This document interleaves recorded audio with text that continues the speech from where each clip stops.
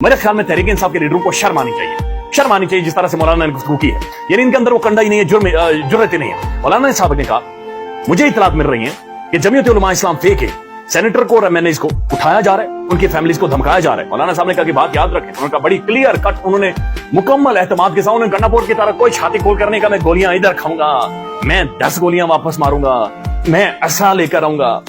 बड़े एहतमाद के साथ मौलाना साहब ने यह कहा कि बात ध्यान में रखें कि हम आपके साथ एक आईनी तरीके से और जमहूरी तरीके से गुफ्तगू और बातचीत कर रहे हैं। एक तरफ आप हमारे साथ मुज़ाकरात कर रहे हैं और दूसरी तरफ आप हम पर हमलावर हो रहे हैं। यह बात याद रखें कि मैं बदमाशी कबूल नहीं करूंगा।